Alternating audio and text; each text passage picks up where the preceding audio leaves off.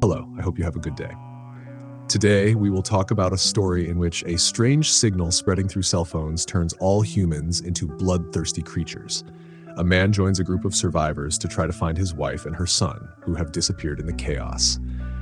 We begin our story at the Boston International Airport, where the cartoonist Clay tries to call his family, whom he abandoned to pursue his artistic dream. He wants to tell them he has come to Boston to reunite, but his phone runs out of battery, and all the power outlets are being used. Clay has to use a payphone to call his ex-wife.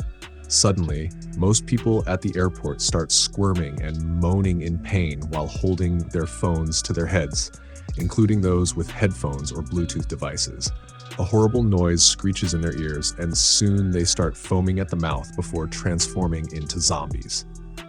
They begin attacking the few unaffected people. As violence and chaos take over the airport, Clay sees a zombie attacking a young woman and hits it to save her.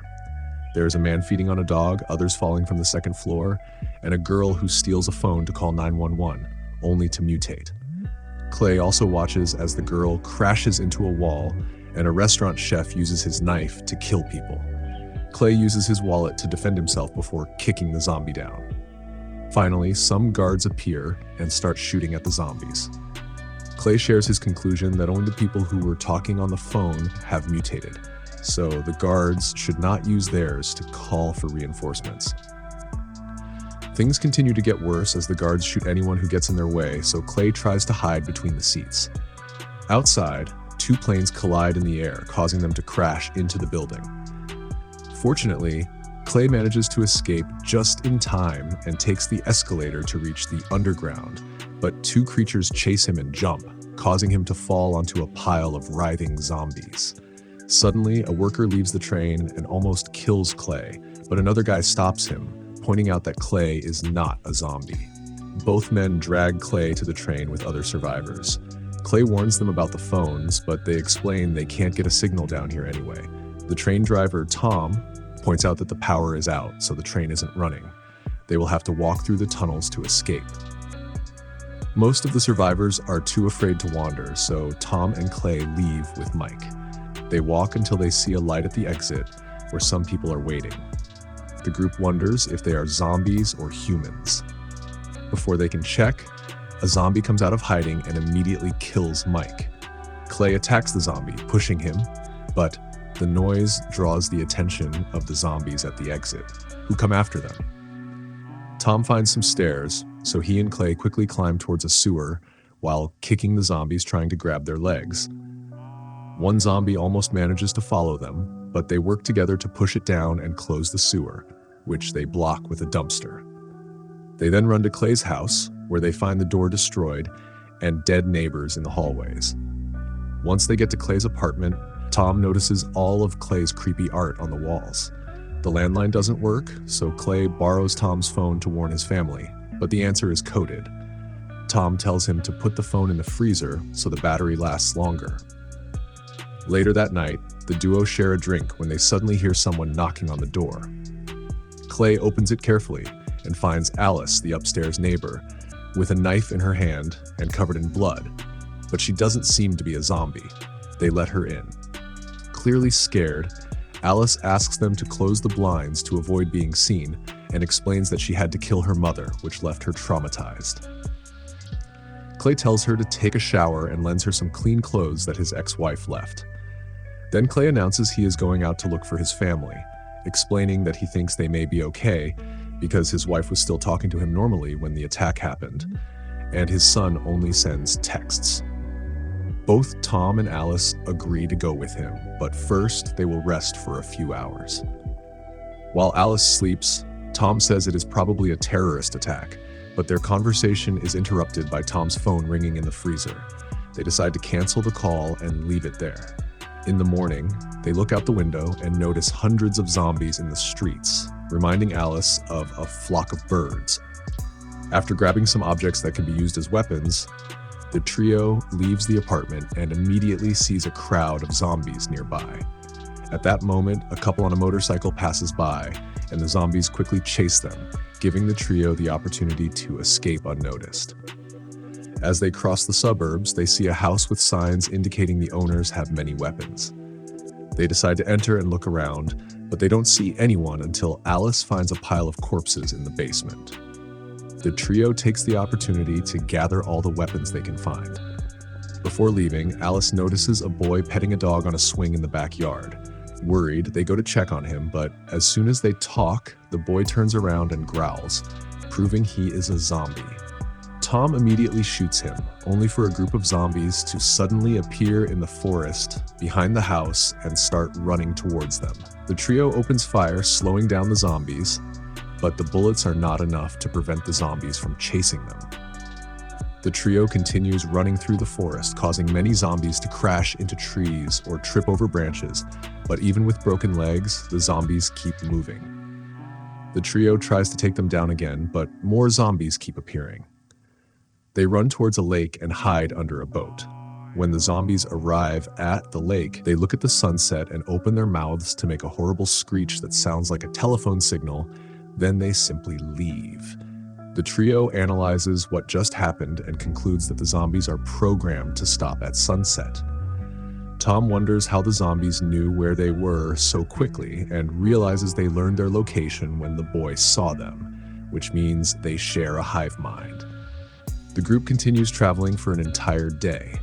When night falls again, they suddenly hear music and follow it until they find an academy building where they are welcomed by the student Jordan and the director Charles. They say they will be fine as long as the music plays. They show them what they mean by leading the trio to the sports field, where all the zombies are lying together while music comes out of their phones and mouths. Charles proves they won't wake up by stabbing a zombie in the leg and points out that these creatures work as one for the good of the group.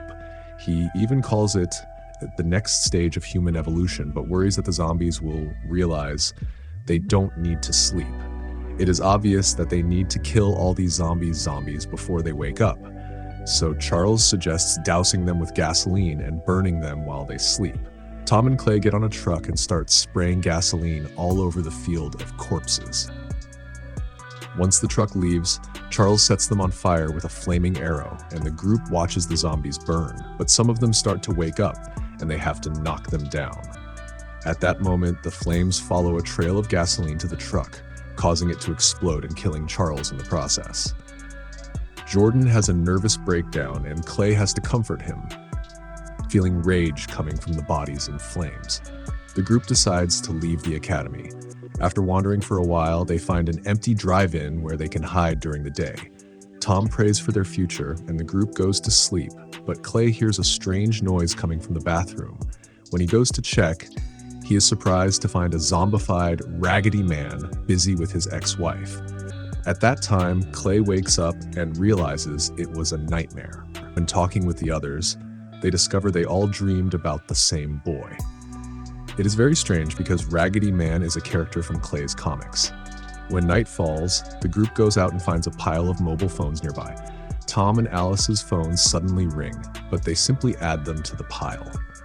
After walking a few hours, they find a bar on the side of the road with graffiti saying, "No phones." Wondering if that means no phones, the group enters the bar and finds more survivors who explain they are traveling to Quake, a state park in Maine where there is supposedly no cell service. As they share a drink, Tom asks Clay how he finishes his comic, but Clay never finished it. Sometime later, while everyone is sleeping, Sally wakes up to a strange noise. She goes to the door to make sure it is closed, but is still curious and puts her ear to the door to hear a strange noise similar to a signal. At that moment, Clay also wakes up and sees Sally just standing there. When he approaches her, he doesn't realize that the other survivors are behind him, and one of them attacks him. Somehow, he gets out, and some others run away. They have become zombies, and now chaos takes over the bar. Clay removes the zombie from him by shooting him, and Tom also opens fire while other zombies hold the bartender. The bartender screams directly in his ear to transform him, revealing that the noise from another zombie is enough to turn someone into one. The waiter attacks Clay, and he retaliates by hitting him while another zombie jumps on Tom. Alice quickly saves him with a few shots, and Sally takes the opportunity to hit her from behind with a bat, Tom immediately kills Sally, who was the last zombie standing. The group rushes to cover the bleeding Alice with blankets and take her outside so she can see the sunlight one last time. Alice soon dies. After burying their friend Tom, Clay and Jordan continue traveling, not knowing that the Raggedy Man is watching them from afar. A few hours later, they find a camp with Ray and Denise, who claim to be zombie killers. They already tried Quack, but it turns out the area without a phone is a lie. The park used to be like that, but when they built a casino in the area last year, they also installed a cell phone tower. Ray and Denise have also dreamed of the Raggedy Man, and Ray believes that killing him will defeat all the zombies. The duo also reveals that they captured Denise's zombified brother and use him as an alarm. He usually remains silent, but begins to act when other zombies approach. At that moment, the brother begins to move and repeat, "You are coming home," using the voice of Clay's son. When Clay removes the hood from his face, the zombie even says, "Hello, Dad," with the boy's voice, so Tom shoots him in the head before he can broadcast their location to the others. Then they all escape in Ray's ice cream truck. After a few hours of driving, Ray stops the truck and heads into the woods. Clay follows him and hears Ray say that he is seeing the Raggedy Man everywhere. Refusing to believe it could be a hallucination caused by his lack of sleep, Ray decides it is too late for him and announces he gives up. He throws a cell phone at Clay, explaining that when the time comes, he should call the number on the receipt. Ray then tells Clay to stay away and activates an explosive to end his pain. Sometime later, the group arrives at Clay's house. When he looks inside, he sees no one, but finds a message on the refrigerator that his son left, explaining that his mother became a zombie and that he went to Quake. In frustration, Clay kicks over some furniture before checking the attic, where he is suddenly attacked by the Raggedy Man. Clay fights against the zombie's blows and can barely defend himself, but then Tom arrives and takes the creature away. The zombie begins to attack Tom, so Clay takes the opportunity to retaliate and starts beating the zombie with a piece of wood. Soon, Tom joins him and adds some shots until the zombie finally dies. When the zombie's hood falls, Clay is devastated to realize it is not the Raggedy Man, but his ex-wife. Clay begins to consider using Ray's phone, and Tom checks the truck, discovering it is full of explosives, which means the number on the sheet activates them. Clay decides to go to Quack, even if it is too dangerous, because he wants to find his son. He gives Tom, Denise, and Jordan the keys to his wife's car so they can leave for Canada. He also gives Jordan some spray paint and asks him to paint the group's initials on the side of the road every 3 kilometers so he can meet them later. After saying goodbye to his friends, Clay leaves in the truck and does not stop even when he sees survivors asking for help on the road. He finally reaches the telephone tower in Quack and is surprised to see thousands of zombies marching in a circle around it. Clay drives the truck through them, and they don't even react, allowing him to reach the center of the circle and find the Raggedy Man. Without hesitation, Clay speeds up and hits him with the truck before getting out and shooting him until he has no bullets left. Suddenly, Clay hears his son's voice echoing in the area, asking him to return home. A desperate Clay joins the crowd and begins to fight zombies, but it is impossible to find the boy among so many bodies. In the end, he falls and is almost trampled, so he has to crawl out of the crowd and return to the center. When he gives up, Clay takes out Ray's phone and prepares to activate the explosives. At that moment, his son appears in front of him. Clay immediately hugs him, but the boy does not react. Now, all the zombies, including the Raggedy Man, open their mouths to make a sound like a signal. The boy soon joins them, so Clay hugs him again and finally sets off the bombs, causing a huge explosion that knocks down the phone tower. At that moment, Clay and his son walk towards Canada, following the graffiti left by Jordan. However, this turns out to be a hallucination, and the real Clay is actually another zombie in the horde marching around the tower. I hope you liked the video. If you did, remember to leave a like, subscribe, and activate the bell. Don't forget to comment below your favorite part. Until next time.